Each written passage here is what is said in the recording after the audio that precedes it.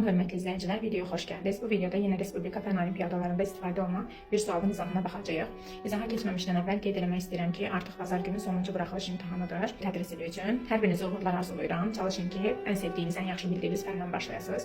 Bilmədiyiniz sualın üzərində çox vaxt itirməyin. Unutmayın ki, sizin neçə sualı düz yazdığınız önəmlidir, hansı sualı düz yazdığınız önəmli deyil. Hər birinizə uğurlar arzulayıram. İndi isə keçək sualın izahına. Kütlənin kütlələri M1 bərabərdir 4 kq, yəni 40 Newton ağırlığı var.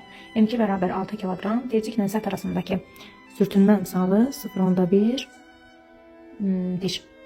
M2 kütləli cismin təcilini hesablayın. M2 kütləli cismin ağırlığını nəzərə almayacağıq, çünki üfüqi müstəvidə ağırlıq qüvvəsi iş görmür. Amma sürtünmə qüvvəsini tapaq. Üfüqi müstəvidə μ J ilə tapılır. μ 0.1-dir, J 10-dur, kütləsi də 6-dır. Deyəcək 6 Newton.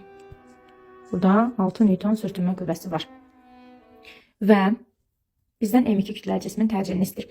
M1 kütləli cismin ağırlığı 40 Newtondursa, bax burada 20 Newton düşəcək, tərpənən blokdur. Burada 20 Newton, onda burada 20 Newton düşəcək. Eyni ipdə, eyni gərilmə olur. M2 kütləli cisim M1 kütləli cismin təsiri ilə, yəni sağa doğru hərəkət edəcək. Ona görə də 20-dən 6-nı çıxıb M2 vurulsun A-ya bərabər edəcək. Newtonun ikinci qanunu. Əvəzləyici bərabərdir M-a. 12 bərabər olacaq M2 vurulsun A. 12 bərabər olacaq M2 6-dır.